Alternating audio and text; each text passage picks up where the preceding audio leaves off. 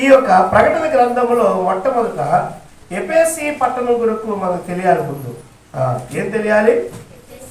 ఎఫెసీ పట్టణం గురించి తెలియాలి.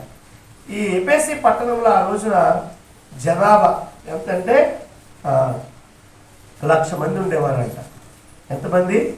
ఈ పట్టణం యొక్క జనాభా 1,00,000 మంది. ఎఫెసీ పట్టణానికి పిల్లరా పౌలు ఎప్పుడు వెళ్ళాడంటే అపోస్తలుల కార్యాలు 19, 18, 19 అధ్యాయాలు మీరు చదివితే ఆయన అక్కడ సంఘాన్ని ఎప్పుడు కట్టాడో మీకు అర్థమైపోతుంది.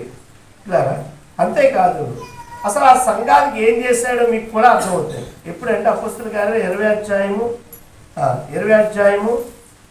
30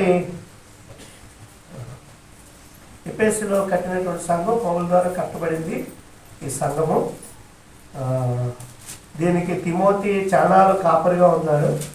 తర్వాత దీని కొరకు ఎవరు యోహాను కూడా కాపరిగా చాలా కాలం చేశాడు.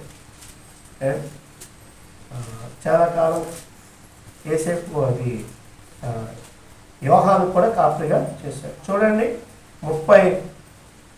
20 అధ్యాయము అపోస్తలుల కార్యాలు ఏమండి దానికంటే 30 వచనం చదవండి.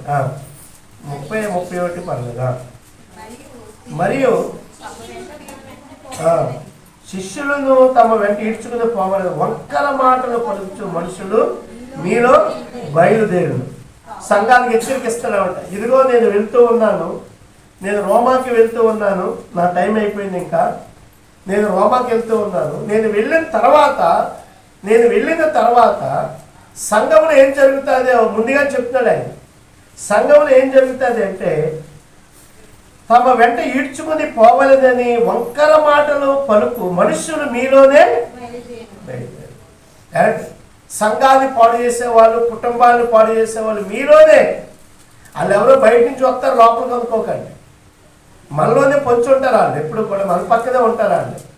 అవకాశం కోసం ఎదురు చూస్తే తోడేళ్ళు నక్కలు అంటారు కదా అన్నమాట. కానీ మీరు జాగ్రత్త